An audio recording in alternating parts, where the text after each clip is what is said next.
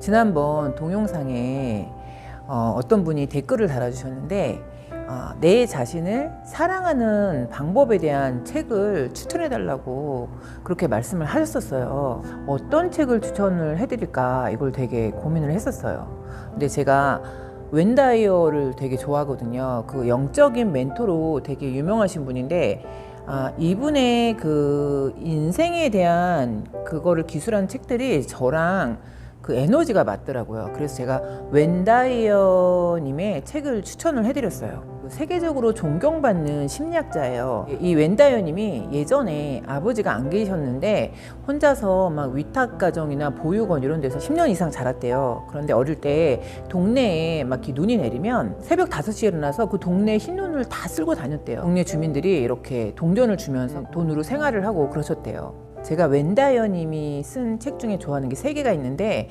하나는 행복한 이기주의자이고, 또 2번째는 인생의 태도, 3번째는 인생의 모든 문제에는 답이 있다. 제가 이렇게 이 3가지 책을 좋아하는데, 행복한 이기주의자는 3,500만 권 이상이 팔린 세계적인 베스트셀러예요. 근데 이 책을 보면 행복한 이기주의자가 되는 10계명이 들어가 있어요. 그래서 이 10계명을 보면서 그래, 이렇게 살면 내가 내 자신을 사랑할 수도 있겠고 내가 스스로 행복해질 수도 있겠다, 이런 생각이 들었던 거죠. 여러분은 행복이 뭐라고 생각을 하세요? 많은 분들이 너의 꿈이 뭐냐 이러면 행복하게 사는 거예요, 이렇게 얘기 많이 하시잖아요. 그래서 행복이 뭐냐 또 이렇게 물어보면 행복이 무엇인가에 대해서 구체적으로 설명을 또 못 하시는 거죠. 행복이라는 게 인생의 목적, 목표가 될 수는 없는 거라는 거죠. 그래서 제가 생각을 해봤어요. 나에게 있어서 행복은 무엇일까? 지금 상태에서 저에게 행복이 무엇이냐고 물어본다면 좋은 거는 당연히 감사하고 행복한 거예요. 하지만 어려운 상황에서도 그것조차도 감사할 수 있는 것, 이게 저한테는 행복이란 정의로 요즘에 많이 느껴지더라고요. 행복한 이기주의자가 되는 10계명에 대해서 말씀드려 볼게요. 첫 번째는 남보다 자신을 사랑하래요. 이 얘기 너무 많이 들으셨죠? 누군가를 사랑하게 되면 정말 헌신해 주시잖아요. 그런데 너무 헌신하면 나의 가치가 집착이란 단어로 떨어지는 거죠. 내 자신을 사랑하는 그 정도가 나의 가치를 결정한다는 거예요. 약간 회의적이신 분들 있잖아요. 그런 분들에게는 사실 매력이 안 느껴지더라고요. 저렇게 본인 자신에 대한 자신감도 없고 자신에 대해서 회의적이면 남들이 뭐라 그래도 나 스스로는 누구보다도 나를 칭찬하고 아껴주고 토닥토닥 격려해주고 다른 사람의 눈치를 보지 않는 것이 행복한 이기주의자가 되는 거래요. 여러분들 남의 시선 많이 의식하시죠? 저도 예전에는 정말 남의 시선을 많이 의식했던 것 같아요. 남의 시선을 의식하는 거 너무 부질없다, 이런 생각이 점점점 많이 생기더라고요. 그런 얘기 많이 하시잖아요. 51%만 만족시키면 된다, 이렇게 얘기하시는 분들도 굉장히 많이 있으시잖아요. 그런데 또 성격 유형별로 보시면 또 독특한 유형들이 있어요. 그 유형들이 어떻게 그 많은 사람들을 충족시키겠어요, 그렇죠? 나의 가치에 의해서 행복하냐 안 행복하냐, 이거는 굉장히 중요한 것 같아요. 아주 서운한 현상이 생기면 그거에다 감정을 섞잖아요. 감정을 섞어서 그 일을 더 크게 만드는 거죠. 어떤 사건이 딱 터지면 그 현상과 감정을 구분하는 그런 아주 좋은 버릇이 생겼어요.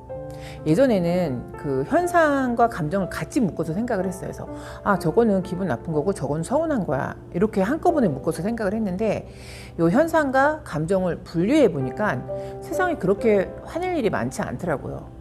이런 현상은 그냥 한 현상으로 보고 거기에 대한 나의 감정은 이렇게 분리해서 따로 보시는 거예요. 그래서 그러면 이 현상이 이해될 때가 있는 거고 또 이 감정이 이해될 때가 있기 때문에 두 개가 합쳐져서 스파크가 탁 튀는 것보다는 50, 50씩 이렇게 양보하는 마음에 감정이 생긴 거죠. 이 웬다이어가 어떤 얘기를 했냐면, 모든 문제, 나에게 발생되는 모든 문제들은 내 환영이 일으킨 사건, 사고일 뿐이라는 거예요. 이 말에 대해서 어떻게 생각을 하세요? 사실 어떤 사고가 터지고 어떤 사건이 터져도 내 마음이 바다와 같이 잔잔하고 고요할 수 있다 그러면 사실 그거는 어떠한 한 현상일 뿐인 거예요. 그런데 내 감정이 컨트롤이 안 돼서 요동이 치면 그거는 굉장히 큰 사건, 사고로 다가온다는 거죠. 최악의 상황에는 최선의 상황이 항상 시야처럼 숨어 있대요. 제가 이 문구를 보고 제가 성경에서 좋아하는 성경 구절이 있어요. 욥기 23장 10절인데요. 내가 가는 길을 그가 아시나니 그가 나를 단련하신 후에는 내가 순금같이 되어 나오리라. 이 문구인데요. 이 문구를 제가 딱 잡고 있으면 어떤 어려운 시간이 와도 그래, 이거는 내가 순금이 되기 위한, 내가 정금이 되기 위한 한 과정이야. 이렇게 혼자서 마음을 다스리면 크게 감정에 휘둘리지 않는 것 같아요. 자신에게 붙어있는 꼬리표를 떼어내래요. 여러분은 여러분한테 어떤 꼬리표가 있으세요? 그 옛날에 무슨 주홍글씨처럼 저희가 그렇게 큰 상처가 되는 꼬리표가 있으신가요? 저는 굳이 따지자고 하면 제가 공무원 생활을 하면서 이혼을 했다는 거는 저한테는 굉장히 큰 꼬리표였어요. 저의 꼬리표이기도 했지만 저희 집에 정말 유일한 꼬리표가 된 거죠. 그래서 저희 부모님이 저 때문에 상처를 정말 많이 받으셨어요. 하지만 그런 꼬리표는 과거일 뿐인 거예요. 그 꼬리표에 짓눌려서 내가 지금 걸어가는 길에 걸림돌이 돼서는 안 된다는 거죠. 저는 한때는 그 절망이 정말 바닥을 뚫고 들어가는 그런 감정을 느낄 때가 있었어요. 그러니까 그 절망을 내가 스스로 인정하고 사랑할 수 있다 그러면 정말 누가 되던 간에 그 고난을 뚫고 나가서 내가 생각하는 대로 무엇인가를 이룰 수가 있는 거죠. 너무 안 되고 계속 노력 중인데 그래도 10년 전에 나랑 비기면 알게 모르게 많이 단단해졌다, 이런 생각이 드는 거죠. 자책이나 걱정을 버리래요. 우리가 바꿀 수 있는 거는 오직 현재뿐이라는 거예요. 그런데 많은 분들이 정말 과거의 상처에서 헤어나오지 못하시고 또 과거 내가 찬란했던 시기에 연연해 하시고 이런 분들 굉장히 많으시잖아요. 저의 인생의 전성기가 언제냐? 그러면 저는 당연히 20대겠죠. 제가 어느 시점부터는 그냥 그렇게 정의를 내려버린 거죠. 나의 오늘 시점 이전의 시간은 다 나한테 의미가 있었던 거고 뼈와 살이 됐던 귀중한 시간이야. 딱 이렇게 하나로 묶어서 딱 정의를 내려버린 거예요. 그러니까 이 지나간 시간이 다 감사하고 다 아름답게 생각이 되는 거예요. 그래서 오늘부로 나는 현재부터 다시 또 예쁘게 꾸며나가면 돼. 이렇게 생각을 하니까 매일매일이 감사하고 그 하루하루가 소중하게 생각되는데, 여러분들도 한번 과거가 되게 어렵고 힘들었다면 저처럼 이렇게 덩어리를 탁 묶으셔서 그냥 하나로 딱 정의를 하세요. 내가 옛날에 힘들었고 마음이 많이 아픈 사건 사고가 많았지만 이거를 통해서 내가 이해폭이 넓어졌어. 그러니까 이 시간도 감사해. 이렇게 하고 딱 정의를 내리시고 이걸 한쪽에다 쫙 밀어놓으시는 거예요. 그러면 자기 치유가 된다는 그런 카타르시스 이런 거를 아마 느끼실 수가 있을 것 같아요. 미지의 세계를 즐기래요. 며칠 전에 LG 트윈스가 29년 만에 우승을 했잖아요. 그런데 저희 직원 중에 LG 트윈스를 좋아하는 팬들이 그렇게 많은 거예요. 근데 사실 저는 스포츠를 별로 그렇게 좋아하지 않고, 야구는 제가 초등학교 때 오비베어스를 되게 좋아했고 그 이후로는 별로 야구에 관심이 없었거든요. 근데 제 주위에 있는 팀장님들이 LG 팬들이 많은 거예요. 그래서 그 LG 결승전이 있는 날 그 표를 구하기 되게 어려웠었대요. 근데 그 표를 정말 비싼 값에 억지로 구해서 그걸 다 구경을 하러 가신 거예요. 그래서 막 그 다음날 환희에 차서 막 이렇게 출근하는 모습을 보면서 그 열정이 부럽다. 왜 나는 저렇게 열광적으로 뭔가를 좋아하는 한 꼭지가 없을까, 이런 생각이 들었던 거예요. 그래서 저렇게 하나에 몰두해서 사는 것도 참 멋진 모습이다. 그래서 내가 무언가를 좋아한다면, 내가 새로운 경험을 좋아한다면 그냥 좋아한다는 거예요. 다른 이유는 필요 없다는 거예요. 그리고 또 제가 어떤 경험을 했냐면 저희가 이제 직업적으로 이렇게 사회 단체 이런 회장님들을 상대할 때가 많이 있어요. 근데 어떤 회장님이 가수를 너무너무 좋아하시는 거예요. 그래서 저는 깜짝 놀랐어요. 그 가수의 요즘에 CD 잘 안 듣잖아요. CD를 어마어마하게 구입하셔서 그걸 수많은 사람들한테 무료로 다 나눠주시는 거예요. 그래서 내가 저런 열정이, 연배가 저랑 또래거든요. 그래서 저런 열정이 어디서 나올까. 그래서 제가 그런 모습을 보면서 나는 무언가에 대해서 저렇게 폭 빠져봤던 적이 있었나? 이거에 대해서 반성을 했고, 저는 누군가를 저렇게 순수한 열정으로 좋아해 본 적이 있었나? 이거에 대해서도 또 제가 반성을 하게 된 거예요. 근데 여러분들도 알겠지만 이게 막 인력으로 되는 건 아니잖아요. 저절로 되는 거잖아요. 그래서 그런 열정 참 부럽다. 의무에 얽매이지 말래요. 그러니까 모든 세상 판단의 기준은 나라는 거죠. 이 문구를 보면서 많은 부모님들이 자식에 대한 의무로 본인이 감당하지 못할 엄청난 지출을 하시는 경우가 많잖아요. 예를 들면 유학 비용, 또 결혼할 때 주거 비용, 이런 거를 대주시면서 정작 당신들은 빚더미 않는 거죠. 그거는 정말 현명하지 못한 선택을 하시는 거라고 저는 생각을 하거든요. 남의 시선 너무 의식하지 마시고, 내가 자식에 대해서 이런 거를 안 해줘서 내가 너무 부모로서 자격이 없다, 뭐 이런 생각 안 하시는 게 더 바람직하다는 거죠. 정의의 덫에 빠지지 말래요.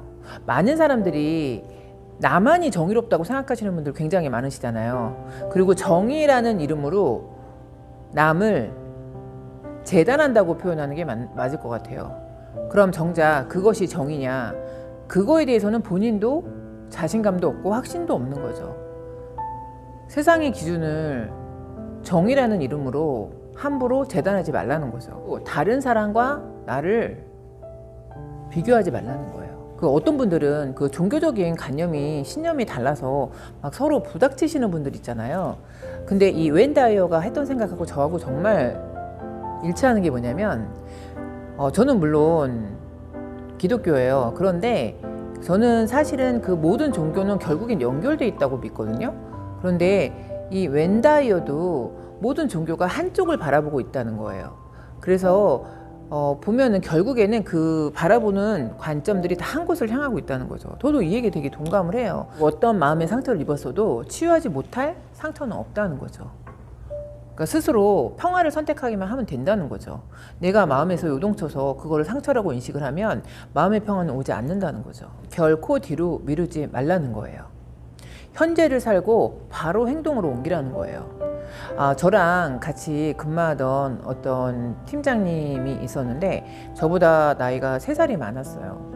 며칠 전에 명퇴를 낸 거예요. 그래서 제가 그거 보고 조금 당황을 했는데, 그림을 되게 잘 그렸었어요. 근데 이 50을 훌쩍 넘긴 나이에 미국 유학을 결정을 한 거예요. 그런데 그분이 돈이 많으신 것도 아니에요, 사실. 그런데 스스로 빈곤이라고 표현을 하더라고요. 스스로 빈곤을 선택해서 미국으로 못다 이룬 꿈을 위해서 결단을 한 거죠. 저는 그래서 정말 대단하다 생각을 했어요. 많은 사람들이 그런 거를 부러워하고 나도 할 수 있다고 생각을 하지만, 사실 그거를 결단을 하고 행동을 옮긴다는 그 자체는 정말 대단한 거거든요.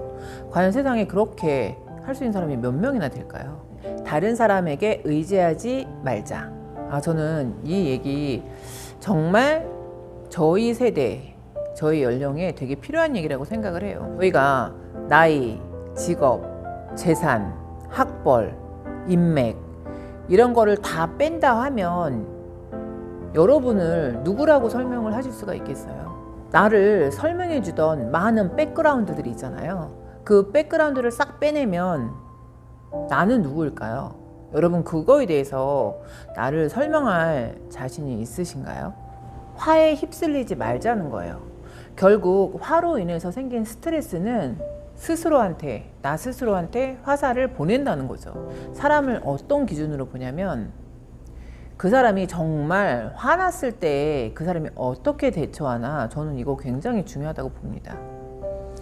그 화를 내실 때 눈이 돌아간다는 분들 있잖아요. 눈이 돌아가시는 분들이 있어요.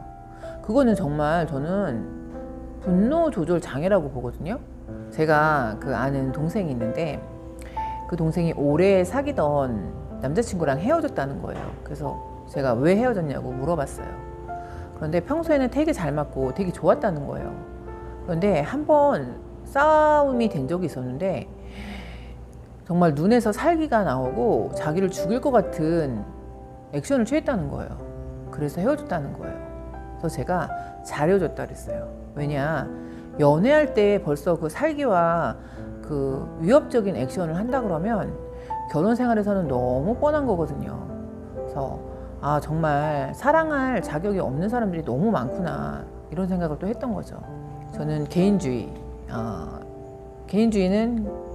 뭐 그렇게 나쁘지 않다. 내가 나를 만족시키는 사람인가, 내가 남을 만족시키는 사람인가, 이거에 대한 의미 부여랑 해석도 되게 중요할 것 같고, 이제는 내가 행복하게 사는 게 뭔가 이거에 대해서 본질적으로 심각하게 고민해 보는 것도 되게 중요할 것 같아요. 그리고 내가 행복한 것도 참 중요하지만 내가 누군가를 행복하게 할 수 있나, 이것도 되게 중요한 거죠. 그 희망과 절망은 동시에 존재할 수가 없대요. 절망적이어도 절망을 통해서 희망을 찾으시고 아름다움을 보시고, 이것도 사실 저는 훈련이라고 생각을 해요. 행복은 스스로 찾는 것 같아요. 세이클로버의 행운을 찾으려고 세이클로버의 행복을 놓치고 산다는 거죠. 그러니까 여러분, 저희 주위에 행복이 정말 많이 깔려 있을 거예요. 저희가 이제부터는 그걸 하나하나씩 인지하면서 살아가는 거 굉장히 중요할 거라고 생각을 합니다.